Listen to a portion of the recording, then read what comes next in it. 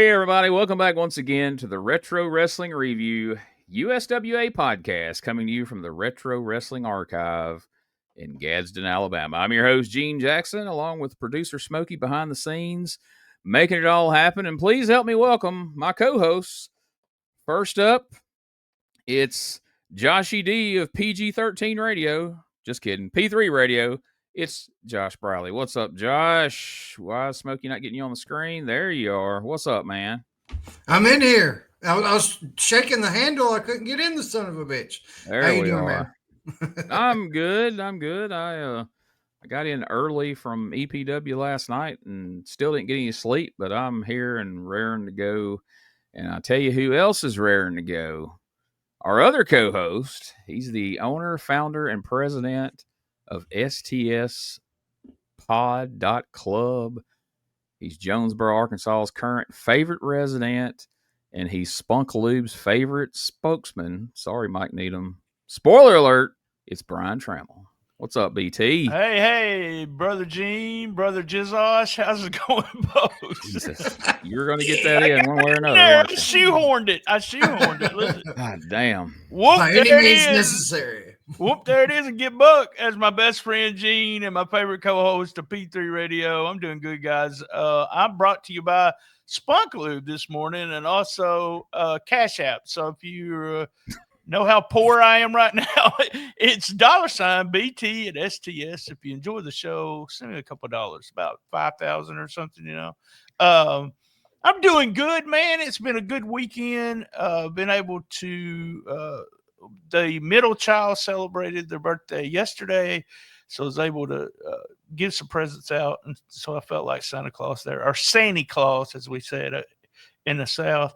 But had a solid weekend, and, you know, as always, working on podcasts and trying to get ready.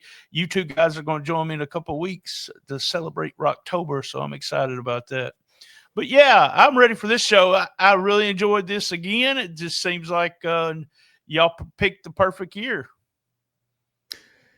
Yeah, it's been fun so far, and doesn't look like the fun's going to let up, so we've been getting right into it lately. I think we'll do the same today as we get ready to review the March 30th, 1991 episode of USWA Championship Wrestling, as this is the 73rd episode of the Retro Review.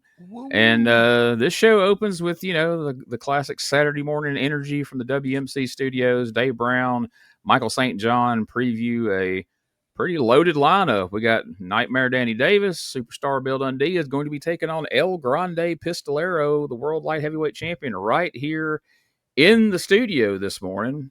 We're going to see Eric Embry and Dr. Tom Prichard in action. Jeff Jarrett, Stunning Steve Austin's here. The King's here. They promise a lot of great action as we set the tone for a big show on April Fool's Day at the Pipkin Building. And Uncle Danny, he's in the opening match again this week, except this week it's actually going to happen. Last week we got robbed. Speaking of last week, I forgot to show this picture. If you're watching the video, this dude was in the crowd last week with Lawler. Ain't that the guy who becomes a security guard? Big I'm Ernie. pretty sure he is. Yeah. So that's how he got Lawler. Lawler's attention, I guess, right? You would imagine. So yeah, if you want to get our attention, shave a USWA logo in the side of your head and send it to us. We might let you have a cameo here. And speaking of haircuts, though, what made me think of it, as Uncle Danny passes by the camera, we got a little bit of a Brian Knobs thing going on this week here. Look at that. It's shaved up above his ear. It's I don't know if that's just the way the camera looked or what, but a little bit of a different haircut there for Uncle Danny. Looks sweet, though. Oh, yeah. I mean, he's making it work for him. No doubt about that. Yeah. But he's taking on... You add that Camaro into the equation, and dude, yeah, that's right. You can't tell that motherfucker nothing. No, you know, when you see that hairdo and a Camaro, I don't play.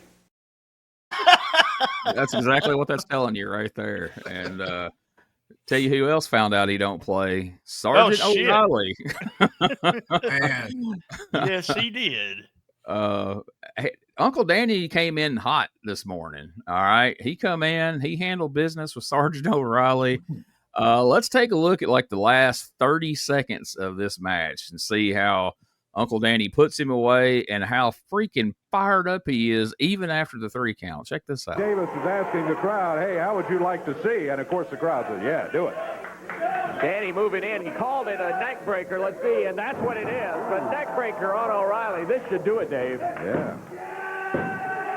Count of 3, and that's it. Danny Davis, boy, I tell you what, he is in fact focused on winning this match. He didn't mess around at all. He took control of it, kept Sergeant O'Reilly moving, and got the count of 1, 2, 3. And there is his hand raised. Danny Davis, the winner over Sergeant O'Reilly. Back with more after this. Tell you what, see, get buck. They were getting bucked for Uncle Danny. Boy, he was bucked. He was fire. As he's pinning Sergeant O'Reilly, he's got his leg. Yeah! And then he gets up and gets 2 of these. The old cranking the chainsaw motion there. Yep. When he got up. Then he yells towards the crowd. That's how I felt. You remember that pre-workout shit, Jacked 3D? Jacked 3D, yeah. Dude, that's how I felt when I took some of that at work one time, man. I was, bam, chainsaws. You can't sit still when you take that. At one time, I got stuck in Jonesboro traffic, and I took a scoop of that, and it's almost time release. It starts about 22, 23 minutes in, and I'm in fucking traffic, and it's like, I feel like just taking my head and start pounding it against the windshield. I got to get out of this fucking car. Yeah. I was fired up. I could have lifted that car that day. Because I'm going to pick it up and carry it on my back past all this traffic and then set it back down and we'll get going. That's when I had a bobblehead, by the way. So it was full of rage up there. So Uncle Danny's victorious. I think he was really just still mad from last week when he was going to get in there and whip the Scorpion's ass and take out some frustration, and the Texas bunch comes in and just beats both their asses. I mean, well, you know, I liked how Michael St. John, like he I don't know if this was like a thing, but he's like, you notice Danny is a little bit more vicious since he's lost that USWA light heavyweight title. And it kind of explained the hunger, or at least maybe that's what he made up on the fly. I mean, Michael St. John's, he's very descriptive. Like he's there with explanations like that. He's always there to point out when some guy's looking good or very good looking young wrestler. The guy's jacked. Oh yeah, he's a good looking guy, Dave. I feel like at some point behind the scenes, Dave's gonna pull him aside and be like, "What are we doing, man? Like, Lance didn't do this. Lance did not comment on how guys looked. Look at Curtis Hughes' legs there, Dave. Very vascular. Or Curtis Thompson, my bad. Curtis Hughes wore pants. It threw me. I was thinking, it was like Curtis Hughes. Like, I don't know about his legs. Can't see his legs, Dave. He's got britches on in there. Paints. He's wearing them paints. So now, and I started to get a clip of this, and then I thought better of it. We get a video recap of last week's Jerry Lawler and Steve Kern taking on Embry and Prichard, and they roll the footage of this anything goes brawl, and it's just chaos, man. We got chairs, and pile drivers, and blood, briefcases, and all this going on. Kern's bleeding heavily. Poor Frank Morrell takes a freaking crutch to the face from Lawler. It was brutal, and they called it one of the wildest, most brutal matches ever. And I would say so, but we came out of it without a winner, and so we're building to a rematch apparently. But you know what? With me watching that film back, that's okay with me. This is one of those rare occasions where, I'm okay with it just being no contest because, dude, you could have inserted that footage on ECW TV in '96, and it would have been perfectly fine. Like that's the only thing I could think of. And the Pipkin building, man, the lighting and the way the fans are really close. That's what I was going to say, Josh. The crowd, you could hear them so much better. It's so loud. It added to the situation. Yep. It's what's the word they use for like concerts and stuff? They say it's when the crowd's up close. They say it's more intimate. Yeah, an intimate setting. There you go. Yeah. And they're saying you can smell Kern's blood. Yep. You could smell the suntan lotion on him up there. Good God. But yeah, and that, I guess that's something. I'm going to try to stop passing judgment on the results until we see the next week's show and see the context of it. Because, in 93, we'd have 9 matches with 8 disqualifications. We'd be like, man, fuck this. And usually, if we even saw a clip the next week, and usually we didn't, but if we did, it was usually something that really wasn't all that awe-inspiring or fulfilling. But here, the couple of times where we've really, shit on the finish, we've seen it the next week, and it was like this, like, well, okay, I wouldn't have left mad because I saw something crazy. Excuse me. So I guess we'll try to withhold judgment until, because like I said, on paper, that we read the results the previous week, it's like, really? That's what we come down to, But then you see it and like, all right, that was pretty wild. They kept fighting, too. That's what I liked about it. Like, after the match was over and they keep ringing the bell and they just keep beating the fuck out of each other. I love that. I love the idea that they have it's out of control, even though it was an anything goes match. But yeah, I would have been happy with that. And I can't remember going to the Pipkin building. I may have said I did, but I started thinking about it after we talked and Pipkin's building, after we stopped at Sonic's. But I don't know if I went, but I want to go now. The crowd was so into it. And like Josh said, you could tell that they were into it. The lights were good and loud, just loud, boy. Something interesting you pointed out there that I don't always think much about, but they always did that in Memphis when the match was over and the action was continuing. They just wail on that bell. Fuck out of that bell, yeah. And so at EPW, a little secret here, the ringing out the commentator who sits on the left hand side of the desk has to ring the bell, which is usually me when I do commentary there. Well, there's one funny story that everybody likes to carry on about because I'm not used to being the bell ringing guy.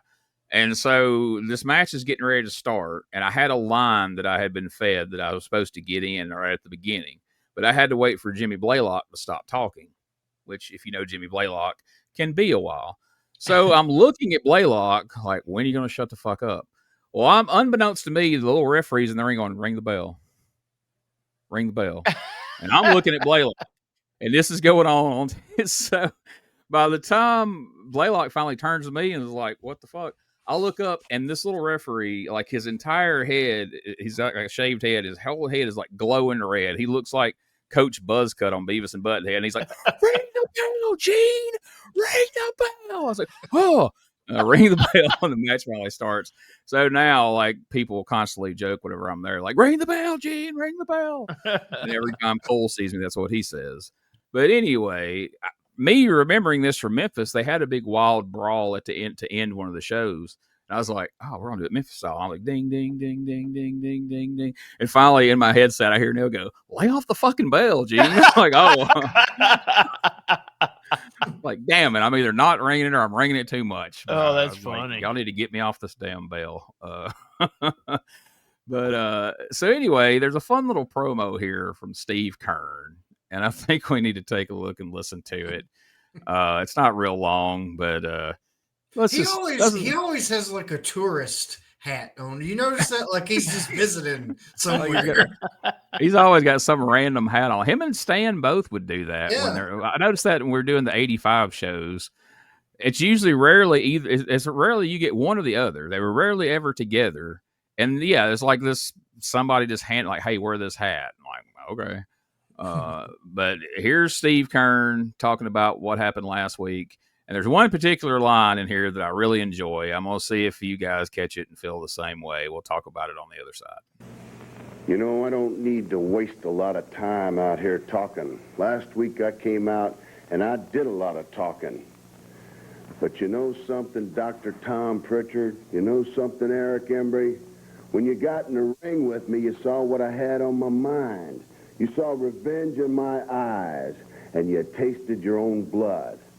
Well, that was just the start.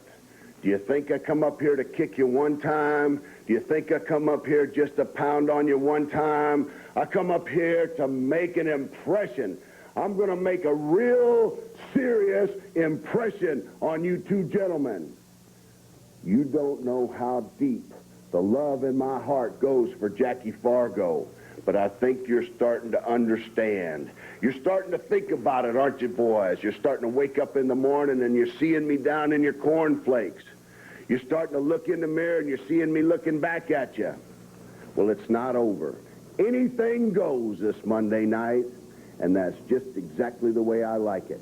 Obviously, you haven't followed my wrestling career. I like to pick things up and hit people with it, and I've got you two guys in mind. See you Monday night, April Fool's Day.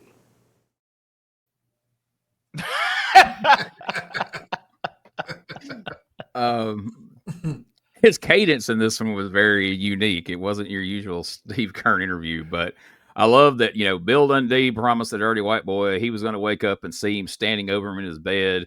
And now Steve Keirn said these guys are seeing him in their cornflakes every morning. What the hell? I was like, what is he talking about? Jesus. This interview wasn't getting clipped until he said that line. I'm like, oh, yeah, we're going to throw this in there because that's just so freaking weird. And he professed his affection for Jackie Fargo. Again, he's reaffirming. Deep down in his heart. If you're asked, anybody that's a partner with me, or Steve Keirn rather, better have love in his heart. Do you take Jackie Fargo to be your I'm telling you, it's saver? like you're either it's like you're either marrying Jackie Fargo or you're accepting him as your Lord and Savior and joining the Church of Fargo here that Keirn is clearly. We need that as a shirt now. The Church of Fargo. Wow, that would be a good one there. Oh, yeah. Steve Keirn's cult he's starting up here in Memphis. Is the Church of Fargo. Send your tides would be the That's right. To my Cash App. I said if we'd had Cash App back in 91, he could have $ Keirn. So they go over the card for Monday night, and as usual, we won't get into that right now. We'll save that because next up we get Dr. Tom, the Southern Heavyweight Champion, along with the Texas Heavyweight Champion, Eric Embry, and they are in peak form this morning. That picture just made Eric look like, like mom walking in with her fancy bathrobe. What are y'all doing in here making all that damn noise? That's Aunt Janice right there. Yeah. No, wait. No. Aunt Janice look better. Look at this one. Now he looks like he's you don't get smart mouth with me. Looks like he's needing to go to the bathroom. That's one thing I've learned here in 91. It's very hard to find a flattering clip screenshot of Eric Embry. If you're not watching the video, you're missing out. Like I say, any random when I just click random screenshot, they're never flattering for poor Eric Embry here. But so they're ready to go again Monday night, and they're insulting Lawler and Keirn, the Tennessee fans, the fat, ugly women in Tennessee, as they said, and they have promised just total destruction in this upcoming anything goes match. Just classic old school Memphis heel heat here, and it's working. They've got the heat, and they say there's a conspiracy going on with Eddie Marlin because they're forcing Dr. Tom to not only wrestle in a tag match Monday night, but then he's got to turn around and defend his Southern Heavyweight title the same night that he's wrestling in this tag team match. What did you guys think of this promo from the quote-unquote Texas bunch? I thought he was enraged pretty good, but it was like almost like the Booker and Eric like cut him off. He was like, "But you gonna have me as a partner? We're gonna be versing Gilbert and Jarrett before, and it'll be all right." And all this shit. And I was like, "Yeah, you're trying to, just make up for making him wrestle twice in one night." but Jarrett's got to do it as well. So, but yeah, I thought it was good, and they're still just really intense trying to get over the Tennessee isn't shit. I want to remind you, and Tom Prichard, I loved it. He said that Texas is the largest state in the union. Yes, keep that in mind moving forward. That will come. That will come up again in a promo that we're going to listen to shortly. So this leads into match number 2 of the day: Flamboyant Eric Embry and Dr. Tom Prichard taking on a tag team that we could call the Future Refs Express here, because we got Bill Rush and Mickey J, future referees, and as you'll see in this match, they're a lot better referees. What the fuck? Mickey J looks like he's just wearing his wife's underwear out here. Like this guy put these on in front of a mirror at some point and went, "Yep, that's what I'm going to wear on TV today." Wow. Looks like his ass is fixing to take off in flight, doesn't it? Yes, I mean that's a bold choice, dude. That's just boy. That's the line of the day there. Those do not look like wrestling trunks. Those look like a pair of women's underwear that he's rocking right there.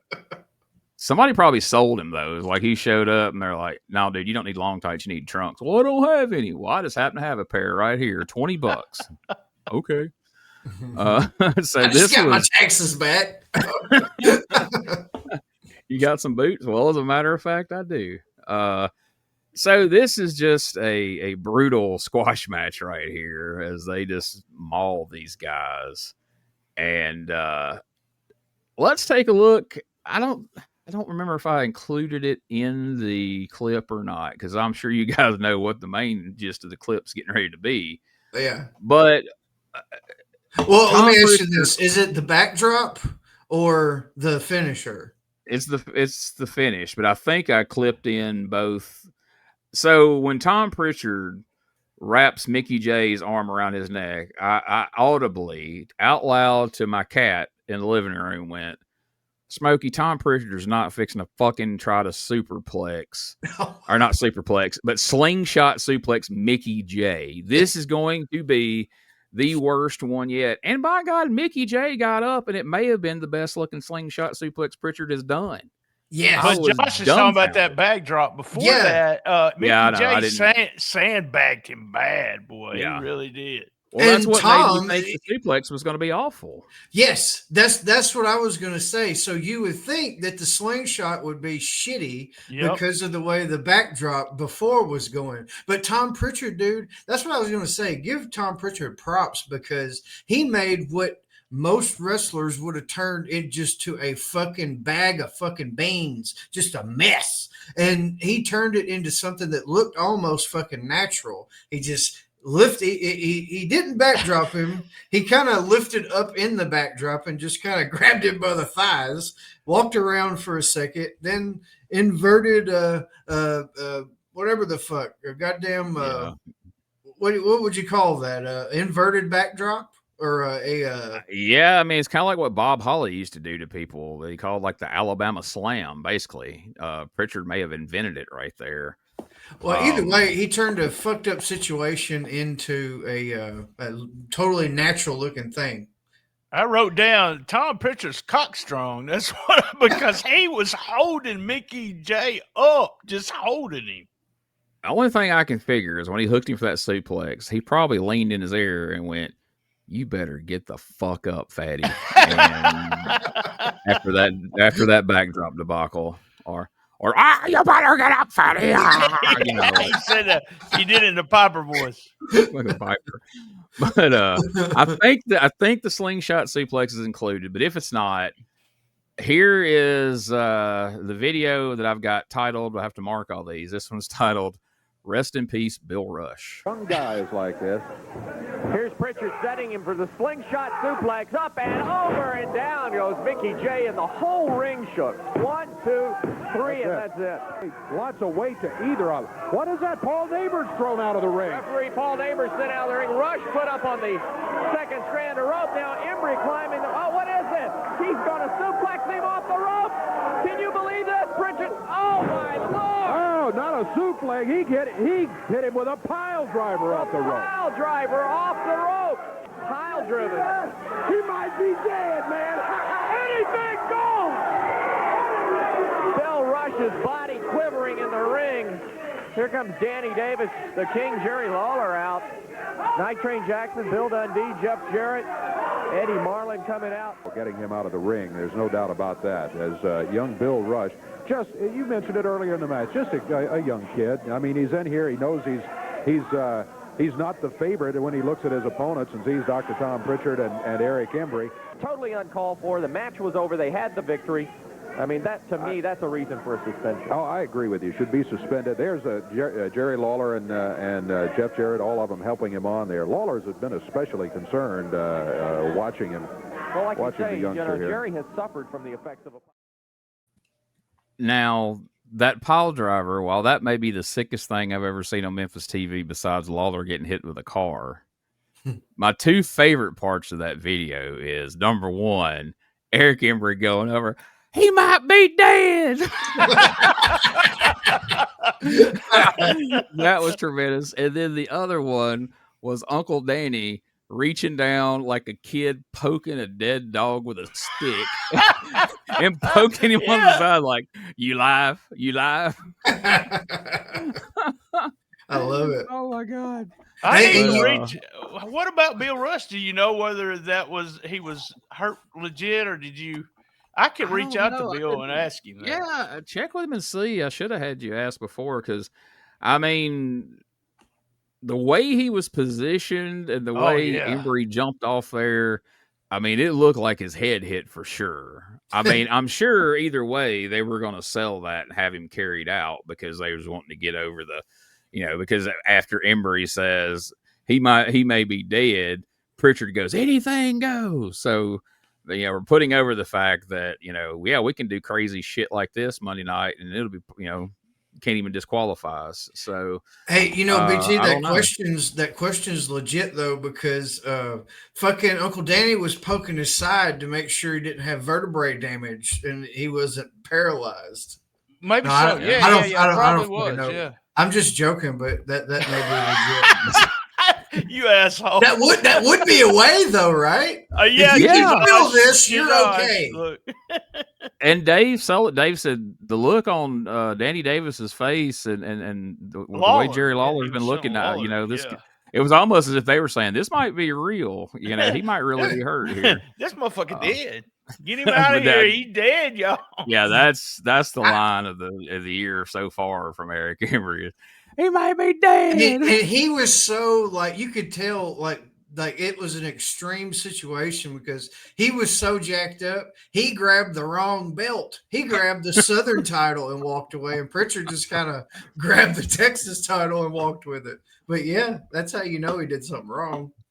Yeah, that was a wild one right there. Like that damn pile driver off the second ropes.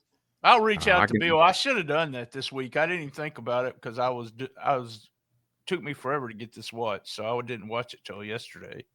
I'll be interested to see how soon he pops back up in the ring because this is one of the only times we've seen him so far in '91. I know this isn't the end of his wrestling career because he wrestled '93 some on TV, but see if you can't get something out of Bill. At least, I mean, was it hard to talk him into that shit? Because, pile drivers are dangerous as it is, but off the second rope. And the fact that Tom Prichard had to get behind him and push him up there and steady him in place until he was ready to jump off. Bill used to work some of these outlaw shows in Blytheville and Jonesboro and the area. And there was this team called the Undertakers, these two masked guys. They would do shit like this all the time. I would go to the show. Sarge was on it. Bill was on it. But these Undertaker guys would throw people from the top turnbuckle to the chairs in a crowd. And there'd be less than 100 people, 52. Yeah. I mean, it was crazy, the thing. And then they would jump from the top turnbuckle to the third or fourth roll into the chairs, do all kinds of shit. It was crazy. Wow.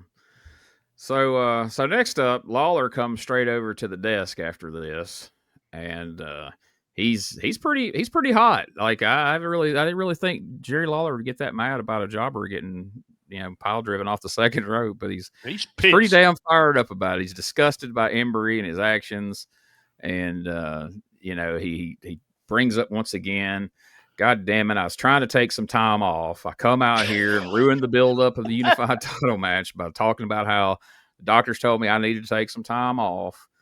But then I couldn't take time off because I knew if I did, this goddamn Embry would come out here and take credit for it. And then, well, let's actually hear some of this. I want you to hear what he says about Texas being the biggest state in the union, and how the Texans owe the Tennesseans a debt of gratitude. So listen to this. Well, let me tell you something, Eric Embry. You couldn't put me out of wrestling, you and Tom Prichard and all the rest of the stooges you can line up behind you on your best day. So what I'm here to say is, where's Eddie Marlin? Where's Eddie Marlin? Eddie was helping Bill Rush there. He may still be with him. Eddie Marlin is not a doctor. As good a guy as he is, he's not a doctor, so he can't help Bill Rush. Come here, Eddie.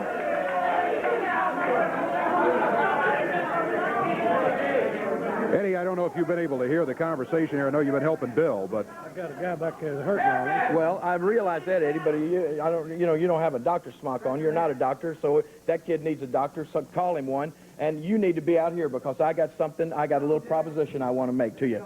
Now, I don't know, you didn't hear what I just said. You know that I came to you and I told you that the doctors needed me to take some time off.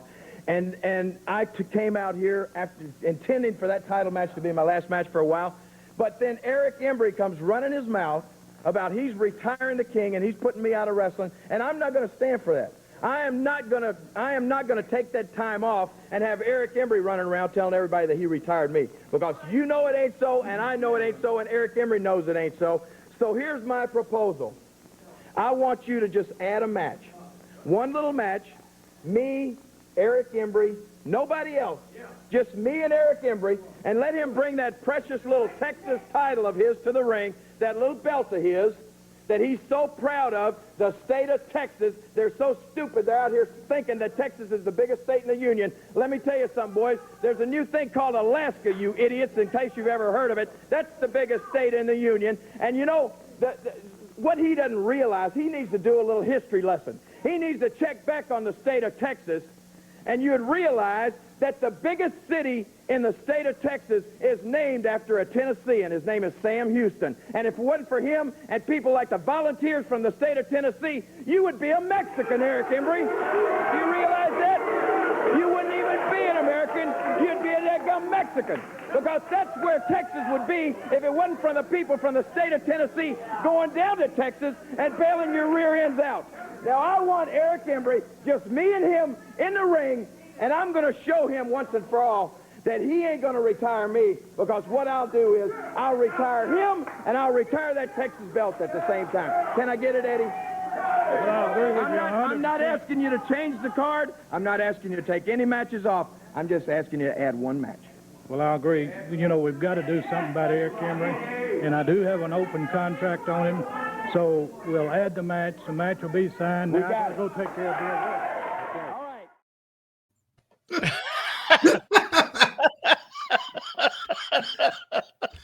If you're not watching the video, folks, y'all need to watch the video. You'd be a dadgum Mexican if it wasn't for his Dadgum. and Sam Houston. Wow. And I just want y'all both to know something, so that we have learned something, and we got to make sure. I can't say it without laughing. But Eddie Marlin is not a doctor, y'all. I just want you to know. No, and Eddie Marlin just got in from the road because that hair was like windblown. He rode a motorcycle to work, apparently. Dadgum. You ain't a dadgum doctor. You don't even need to be back there. Yeah. The fucking pop that line got was so amazing. That's so 1991. Because he starts the promo out all concerned for Bill Rush. That's why he's over here flabbergasted. And then a couple minutes later, Jerry, I'm back there trying to, hey, fuck that guy. You're not a doctor. Come over here and make this match for me. Yeah. If he needs a doctor, call him a doctor. And I'm sure they were both thinking, "Oh God, I hope nobody in the back's actually calling a doctor right now. Jerry Jarrett's going to shit a gold brick if we get an ambulance down here." But yeah, that was. I haven't included a lot of Lawler promos recently, but I had to put that one in because the Good dadgum promo. Mexican line. It was good. I don't see a Dr. Smock on you right now, so get over here and sign this match. And then pointing out, Alaska, you idiots. Just classic Lawler right there. That it almost sounded like old heel Lawler from the late 70s. Yes. There we go. There's another T-shirt. The state of Alaska, and just put it's Alaska, you idiots. Look how serious he looks right there. That's good stuff. It was a good promo. Real good promo. He'd be a great history teacher, right? Yeah. Gets it over. Gets it over. He makes it fun and has your attention. So next up, we see a tag team match with the brand new tag team champions, the Texas Hangmen. And we hear about how the Texas Hangmen defeated Jeff Jarrett and Eddie Gilbert in Louisville, Kentucky. And we're going to see a clip of it a little bit. Problem is, last we knew, the USWA Tag Team Champions was Jerry Lawler and Jeff Jarrett. So somehow poor Eddie Gilbert got roped into losing a title that he never won. And he also had to be the one to take the pin in the match to lose the title he never won. I feel like, based on some of what we're seeing in recent weeks, that Booker Eric Embry is not a fan of Eddie Gilbert. He's kind of getting jacked around some here. But here they come. They got the tag team belts, and they're destroying a couple of undersized opponents here. What seems funny to me is you see that Night Train Jackson is going to be a part of this match while he's challenging for the light heavyweight title, but he has now achieved the point in USWA where he gets to stand out on the apron and not tag in, and he gets to stand and have a front row seat to seeing Brian Collins just get Brian assaulted. Collins has never got one move in. Poor Brian Collins. Also, Michael St. John said a very good-looking young wrestler, Night Train Jackson. Yes, very good-looking young wrestler. he was adamant like that. He was very particular in his words, but. Yeah, so like Brian Collins is now just the unofficial crash test dummy of the USWA. Man. That when he's in a tag match, he's going to start it and he's just going to get fucking wrecked, and the other guys never get tagged in. Let's check out some highlights here of the Texas Hangman match. Is kind of what we've got used to seeing. We saw the what do they call that, the sidewinder or whatever that. Dumb shit is they do whirlwind, which is even worse. There were all the cool moves that they do, and they finish him with winding his arm up and just laying across the guy's chest as he takes a freaking sidewalk slam.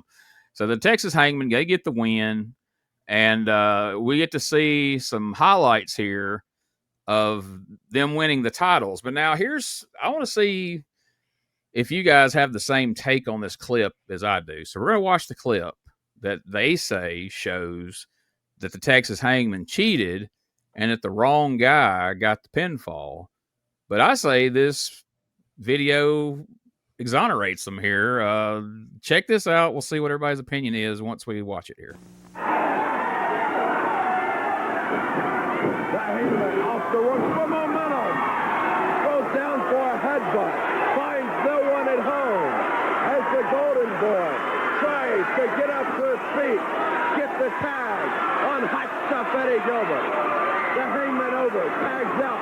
Jarrett over to the corner, gets the tag on hot stuff, Eddie Gilbert. Gilbert comes in, firing away, fists flying everywhere on both of the Hangmen. Takes them, runs their heads right into each other. Jarrett in the ring, firing away on the other one. Gilbert in the ring. With one of them going after the map. Has that map. Gonna try and take it off of the Texas Hangman. Gilbert catches Psycho with a kick to the midsection.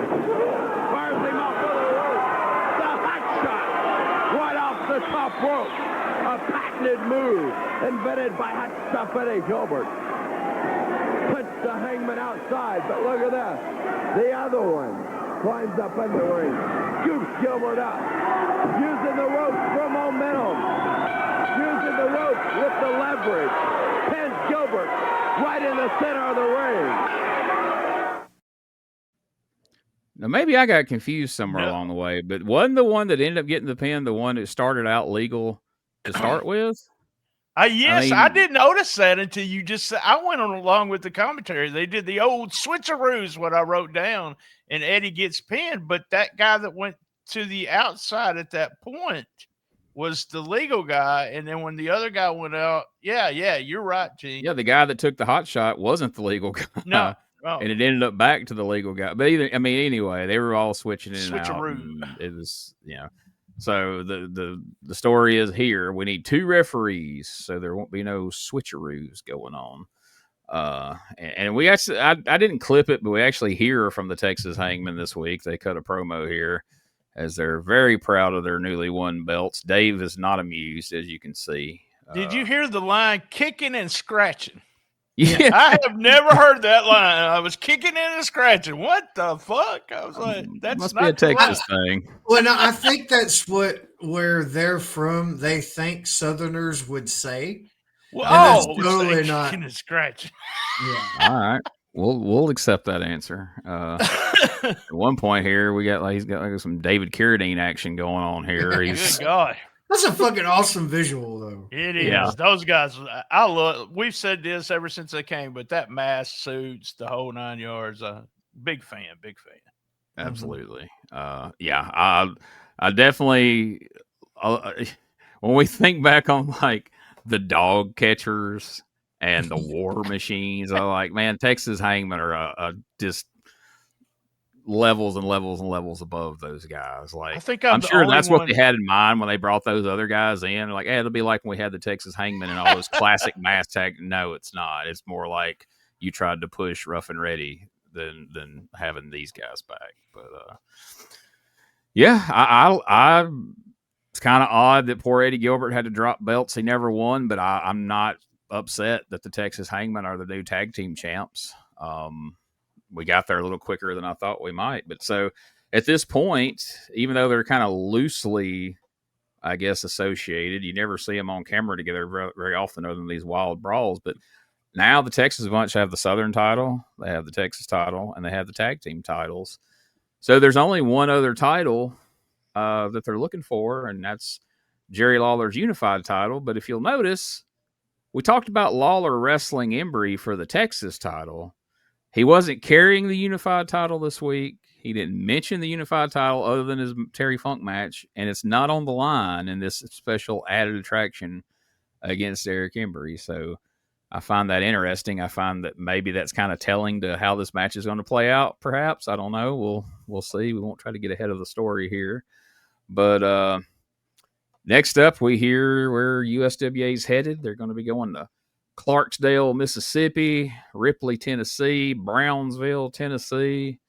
Brownsville, they're going to see Steve Kern and Eddie Gilbert against the Texas Hangman. That's a different combination of fabulous ones. Yep. That's the old fab and new fabs. So that's cool, I guess. And Jeff Jarrett comes out to talk about his 2 upcoming matches this Monday night. His tag team match plus his Southern title match against Tom Prichard. He puts over the Southern heavyweight title. Has been held by legends like Jackie Fargo, Bill Dundee, Jerry Lawler. He says Prichard is a disgrace to that championship belt, and he's going to get it off of him come Monday night. So we shall see if he's successful in doing that. And so then, I guess for the first time really since Embry's been around, we finally get a full-on promo from Eddie Gilbert, but he's not in the studio. It's a pre-tape, and he delivers an apology to the Memphis wrestling fans for underestimating the Hangman. He said he wasn't hot stuff last week, but he promises the real Eddie Gilbert's going to show up Monday night. He's not exactly thrilled about there being 2 referees because it's going to be harder to be the real Eddie Gilbert when there's 2 referees with their eyes on you, but he says that they're going to take the titles back from the Texas Hangman. What do you guys think of these 2 promos from Jeff and Eddie Gilbert here? I like both, but the Eddie Gilbert one specifically, he was wearing these teaching glasses, almost like he was teaching a high school class or something. And that almost like, these are my serious glasses, and this is a serious fucking promo. And that's the way I took it. And I love that he's saying, there's two refs, like you said, it's going to be harder to be the real me, but I'm going back to the real me because it felt like he drifted away or whatever. But yeah, I feel sorry for the Hangman because I feel like it's just he may throw a ball afar, as Eric Embry would say. Far. I'm glad you said that because I failed to mention at the Jerry on the end of the Jerry Lawler interview, he points out that he's going to go out in a blaze of glory. So it was a throwback to those 93 promos where about once every month there was at least one promo where there's a fireball. He pretty plainly let it be known, hey, I'm going to throw fire Monday night. Make sure you're there. It's going to be a hot time at the Mid-South Coliseum. We're going to barbecue that pig Mabel Monday night. It's called, or Nelson, whatever the fuck. So we've let Lawler has alluded to the fact that he may throw some fire Monday night. Now Eddie Gilbert. And Eddie also mentioned the switch. I like both of those promos too, like Josh said, but Eddie also mentioned the switcheroo. And so to keep that story going, to have the two refs, I love the way he apologized. And then he said he was going to tear the mask off so we could see those ugly fat faces. So I was dying laughing. I was like, if I was one of the Texas Hangmen, I'd be like, what's he got against us, man, dude? What's up? Ugly fat faces. So there you go. Yeah. He's ready for revenge on the Texas Hangman. Like I said, he's either not gotten a promo or a couple of times Dave's been like, hey, we're almost out of time. And he tries to do like a Jim Cornette, fast forwarded promo where you say twice as much in half as much time and didn't get it all in. But he got it in this week. Like I said, he had the glasses on, so he's serious. He means what he's saying. And next up, Bill Dundee storms in. And he's pissed off about Steve Austin and JC Ice Baby. He's furious. This is such a Memphis thing, too. He is furious that he has now been relegated to the curtain jerking opening match because he's fucking around with Jamie Dundee and his jobber bunch here. And now he's in an opening match, which means he's not going to make as much money. And damn it, it's Jamie's fault because he ain't acting right. Now he's got him out here in an opening match, which I thought was really fun. It's really a Memphis, like you can't name me any other wrestling promotion where somebody's out here bitching about the bottom of the card. Eddie Gilbert does that in 93, right when he quits one time. He's out here, I'm not a first match guy. I'm not a second match guy. Like this is the only place that your spot on the card really becomes part of the issue. And so he's fired up going into this match with the light heavyweight champion, El Grande Pistolero. And I was actually, when they announced at the beginning of the show, I was actually looking forward to this match. Like, man, Dundee and Gypsy Joe, that'll be fun. Well, no, it's not, because as soon as the match starts, he comes in hot on Pistolero, and immediately Austin and Jamie hit the ring, and we go right into a DQ. Of course, if you had looked at the time on the show, we're in the closing moments here. But as much as we might not like it, Jamie rocking the coonskin cap hairdo is really enjoying himself. He's liking it a lot. So there's that at least. I love it that they used Dundee put that sleeper on, so we all knew that the match was almost it was going to be a real quick match, and he was going to win. Is what the fans probably thought. And then with Austin and JC jumping in, and Dundee bled again too. So Jesus. And this is going into a first blood match this Monday night. So now we know it's going to be that much easier for Steve Austin to potentially reopen this cut on Bill's head. So he's coming into it at a disadvantage. And Jeff came in and saved him. And this is a good way to close the show. And we end on something hot to set up our opening match. Very rarely do we have a first blood match to open the card for Monday night, but that's what Yeah. we got going to this. So to kind of summarize the show so far, we had a hot opening match, Danny Davis with a dominant win over Sergeant O'Reilly. We get the vicious angle with the pile driver from the second rope with Prichard and Embry. We get Lawler's promo. He's fired up. We see the new tag team champions dominate in a tag team match, and then we get heated promos from Jarrett, Gilbert, and Dundee, all leading to this big card at the Pipkin Building Monday night for April Fool's Day. So let's take our commercial break right now, and when we come back, we'll hear the card, and then we'll see what you guys thought about all this. We come back.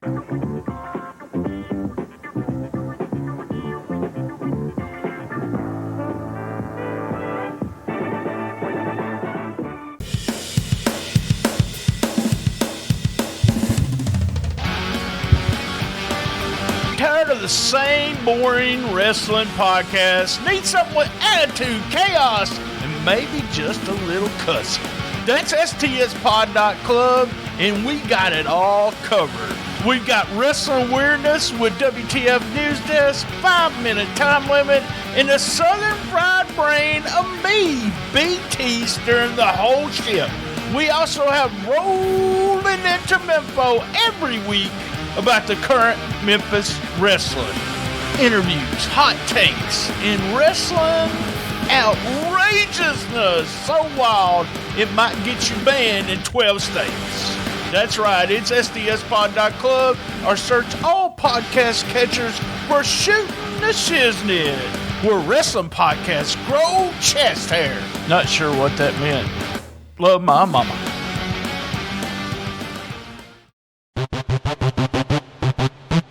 Ladies and gentlemen, welcome to Give Me Back My Pro Wrestling, the podcast that's based on the old school but can still help you find the good stuff from today. Jimmy Street and the Plastic Sheik, Jared, are the undisputed tag team champions of the wrestling podcast world. From thought-provoking topics to superstar interviews to action figure expertise. This team does it all, and all they ask is, give me back my pro wrestling!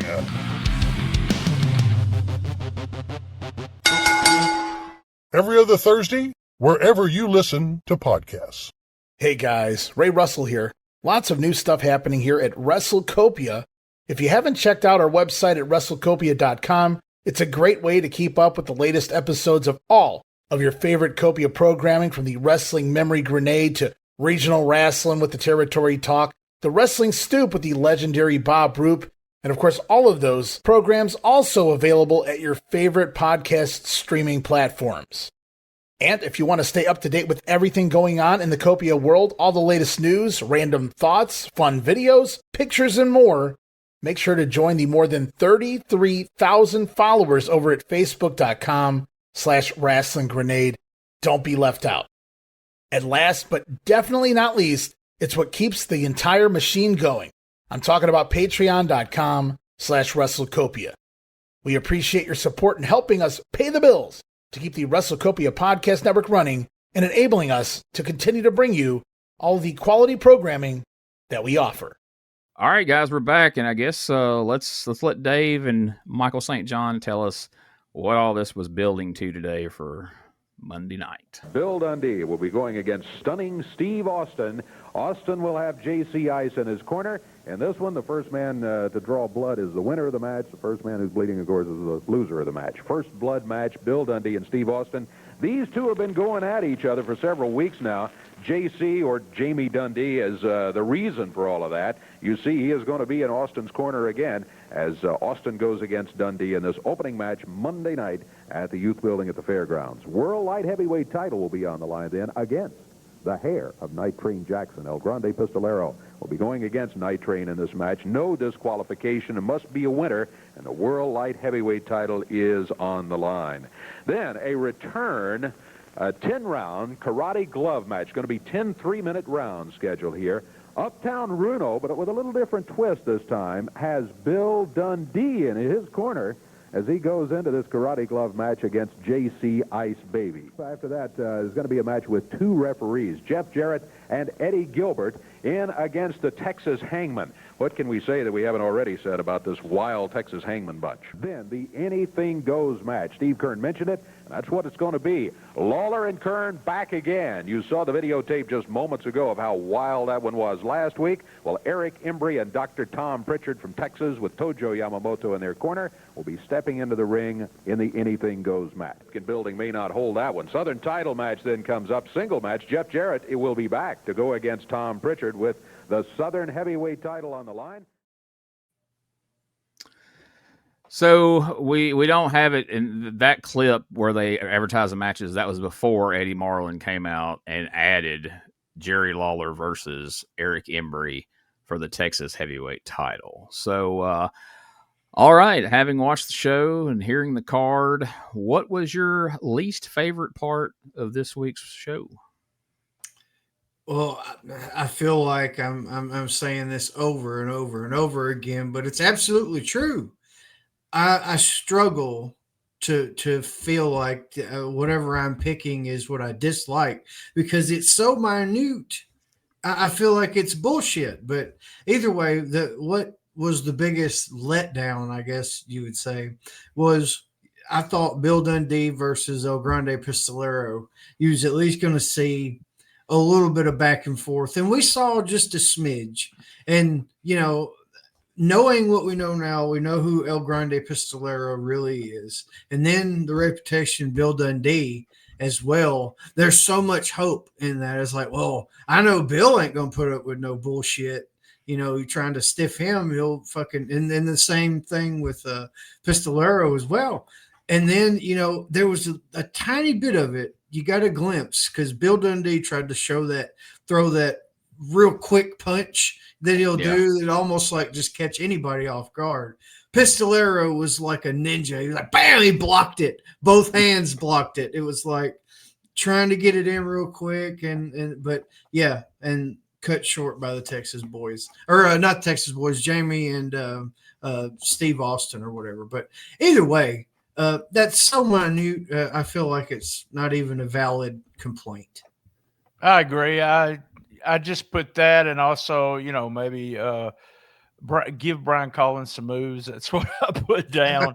Other than that, I thought the show was really solid. And, you know, as Josh said, we was looking forward mainly because we know Dundee and we know Gypsy Joe. Kind of like that would have been fun to watch.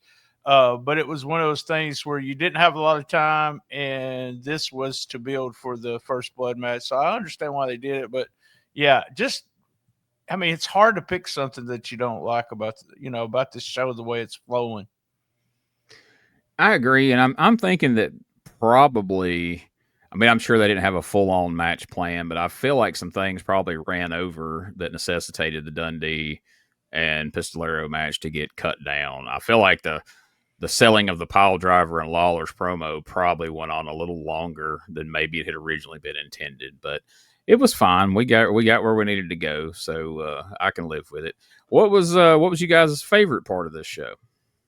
I got a two-parter. Number one was new haircut, Uncle Danny. New haircut, new attitude. He almost broke Sergeant O'Reilly's neck.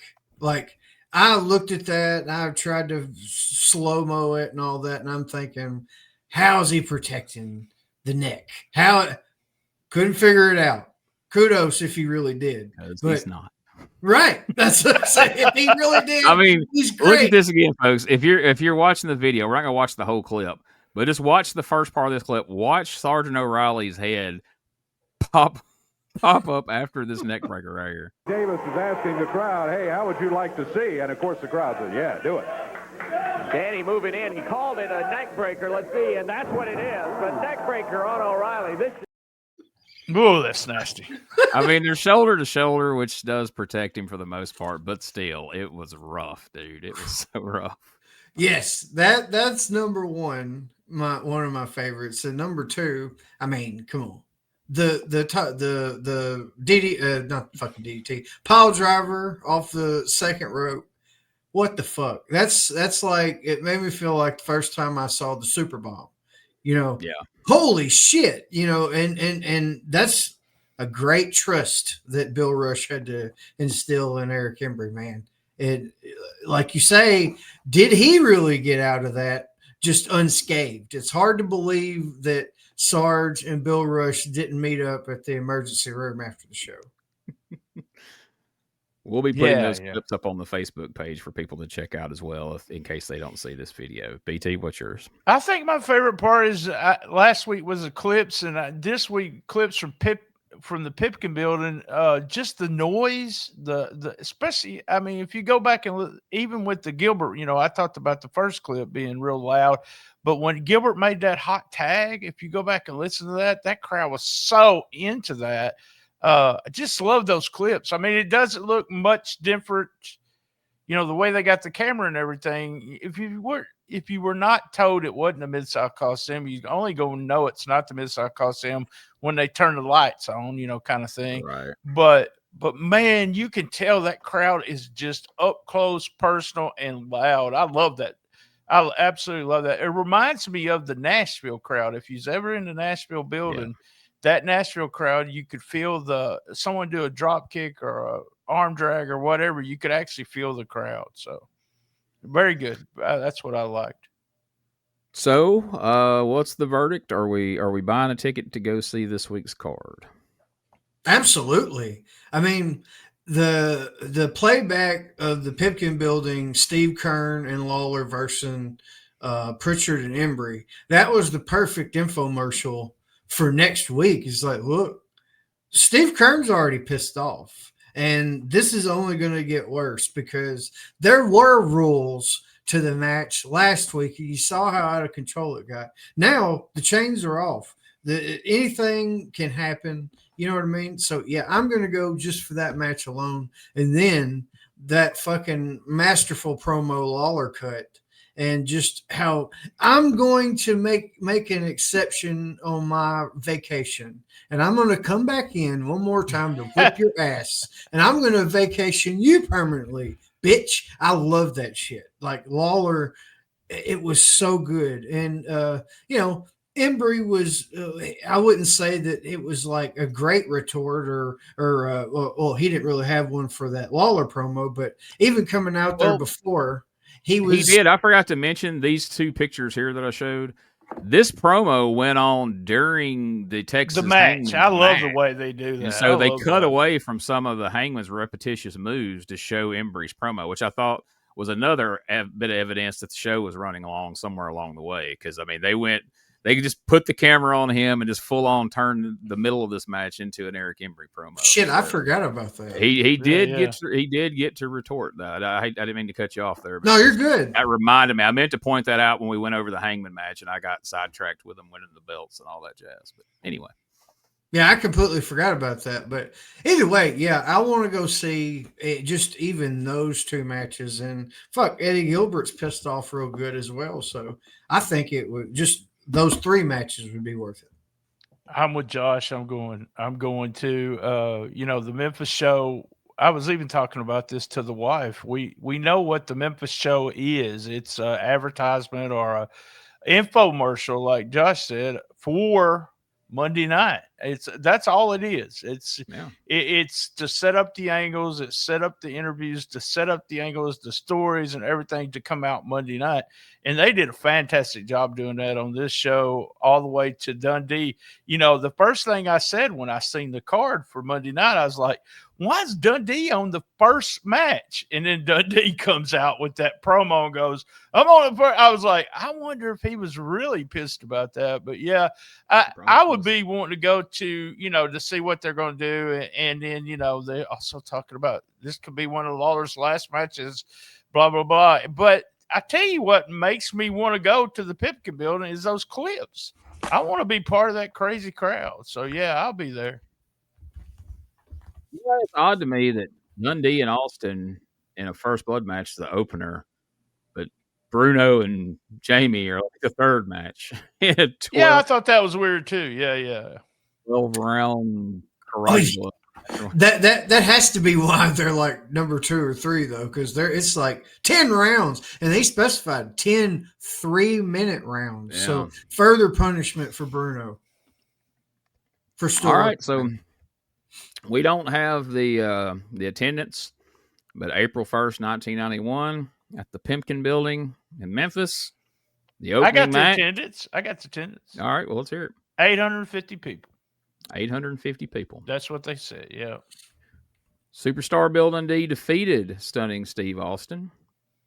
Night Train Jackson defeated El Grande Pistolero, and I assume won the light heavyweight title because it was billed as no disqualification match. So there you go, new light heavyweight champion, Night Train Jackson.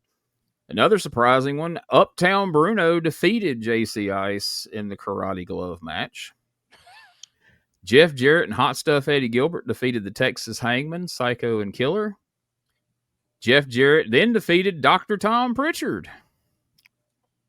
Then, in a 2-on-1 handicap match, Eric Embry and Tojo Yamamoto defeated Jerry the King Lawler. And that's it. End of the night. I had a couple of things on the card. Embry actually won by DQ because Lawler threw fire. And also I had Prichard beating Jarrett because Paul Neighbors stopped the title match, ruling Jarrett was bleeding too. Well, where are you getting your results? Because I need these to fucking read on the show, or I just need to let you read them one. Because it's out of the Observer. Okay, I didn't go through this week's because the last two times I looked, there's nothing in there specific about anything. Well, what did it say about the fact there was no fucking Steve Kern match? Didn't say anything about that. They said Jerry Lawler and Steve Kern in a decision with no decision with Embry and Prichard. That was the week before, though. Well, it says 4-1 is what it says. So I don't know.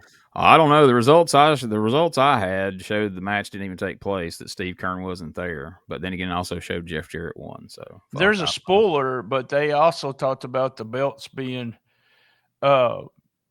really messed up. But like someone's a champion in USWA Texas, and they're not the champion USWA Memphis, and all kinds of weird stuff. And there's going to be a lot of that this year. Yeah. And they talked about Lawler announcing every week it's going to be his last week before taking a several months off. So, and again, saying that, everybody's really happy with the building because it is less, but they're making more money because the expenses are cheaper. So it's a good thing for them. Oh yeah. I mean, and they can offer free parking. That's right. Yeah. I mean, you had all that added expense at the Coliseum, and I mean, you weren't coming anywhere close to filling it up. So I mean, and you got to think like you like what you're talking about, BT, with the building being more intimate and all that. The noise already it's sounding better because it's not in this fucking echo chamber, right? This vast building where it's like a mouse in a hallway making noise. Where this sounds way better and looks better on camera. Yeah, I don't know if they might not should have just stayed there because, I mean, shit, at no point really moving forward did they ever really get close to filling up the Coliseum other than two shows, 90, probably. Yeah. 95 or 6 or something. Whenever they did those Memphis Memory shows. That's 94. Monday Night Memories, Jimmy Hart song, and everybody came back there. Yeah, I think that was like one of the last big shows. Was the show with Funk, when Funk came in, Lawler, Funk, and Corey during the Corey days, and Corey, that's the show that Corey thought that made him be a wrestler, but it drew really good, but I don't know if it was in the Mid-South Coliseum or not. I don't know. I can't remember. You talking about the last Lawler Funk thing? Yeah, that was at the Oman Arena. Okay, you're right. That was Burt Prentice. That was well after this Corey Macklin shit. This was. I don't even think Corey was alive when that fucking match. Oh no! If he died in like 11 or 12, then I didn't know they had a Funk thing. Yeah, Funk did I've got everything on my YouTube page. I'll send you a link. He comes out of a casket, and they draw a really good crowd for it. I mean, a big crowd, and then that's what sparked Corey to become a wrestler. Oh. Yeah, and then he's Stone Cold Corey Macklin through half the damn. Yeah, because like he thought he helped draw that crowd. People ever see Funk and Lawler, and he thinks he had a hand. Anyway, that's a whole other goddamn podcast. We won't go down that rabbit hole today anyway. Well, all right. Well, that wraps up this week. We'll try to get some clarification before next week on whether or not Kern was actually there and all that jazz. Find out about Bill Rush's neck, BT. I will. I'll reach out. Yeah. All right. I talked to him So a long time, but he's always been so nice to me, and we've hung out a couple of times. Backstage, he's did some matches. So some of my matches he reffed. Some of the tag matches, not me actually wrestling, but I got you. All right, so tell us what's going on this week at stspod.club. Every day we do the Shiznit Minute. You can go to stspod.club in the right-hand corner, and link of all links. Just hit one of those links. We did episode 992 this past weekend. It's rolling into Memphis 242. Hadn't missed an episode since they started. We also, this past week, we did 5-minute time limit, and you two guys were on that show. And we did, it was the pop that started it all. It was a fun show. And then Gene and I did WTF News Desk. This week is a light week. I don't have another new episode until Saturday, rolling into Memphis number 243. And then the next week is the 6th annual Rocktober. And if everything lines up, you guys will be there for the first week of Rocktober. That's what we're doing there. All right. Well, roll right into this week's P3 Radio. This week's P3 Radio episode 427, 4 out of 5 hoots. Richard used his IT skills to show Josh again how to copy and paste. We learned that sex with the wife is different on the weekend. If you get a Charlie horse, it actually sops up. That's what Josh said. Sops up all the sexual desires. Yes. So Josh, he needs mustard and spunk lube on that bedstand. It'll help you out. Worst. I got a drill. Worst stripper ever. There's some bad stripper club stories there. Love that. By the way, I've got a bad stripper story for Patreon. Scammer update with Richard. Apparently they stole $900, but he got it back. Richard's sore because he moved a refrigerator. Richard actually told us not to buy a Whirlpool fridge. Apparently because it failed him personally. Yeah, Richard is a fridge expert now. I didn't know if y'all knew that. He retold a story about an ice machine and was bragging about how good it was. We get a very long story about the new fridge, the installing, riveting podcasting there, guys. Let Josh know I will come on P3 Radio and talk to you guys about buttering a piece of fucking toast. There we go. There we will. Richard does not know what catch 22 means. I'm sorry, Josh. He doesn't. Josh is going to train in the wintertime for lawn mowing. I don't know. And another I want to be like his. He was saying it was like Rocky. I want to be like his Mickey, where I'm like, swing that weed eater, you son of a bitch. Do it. I've got weights on it and shit. Like, two more reps. Apparently they're throwing around another new podcast, a Twilight Zone is what they're going to do. They're going to talk about the Twilight Zone. They want a diner where you get blowjobs for drugs or something like that, and the mouth is the only currency, which the catch line at the restaurant will be, what that mouth do? So there you go. That's a great idea for a restaurant, by the way. It sounds like a brothel, doesn't it? We had people with nubs. They were hiking. We had more Pluto TV talk. We had a chubby kid on a carnival ride with his hot Aunt Janice. Lord have mercy. Do you believe in ghosts? 79% of Tennessee people do. Highest rated state in the union. That's right. And Richard still does not believe in ghosts. And more people in there's more people in Nashville, the city of Nashville, Tennessee, than Wyoming. Richard argued with that, even though he was reading the numbers. Richard still, I just want everybody to know, still doesn't believe in ghosts. So that was P3 Radio, 4 out of 5 hoots, guys.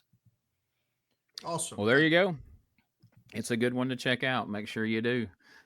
And while you're checking stuff out, go to USWApodcast.com to find all the links for this show. You can also find our link to our merch store where this design is now available.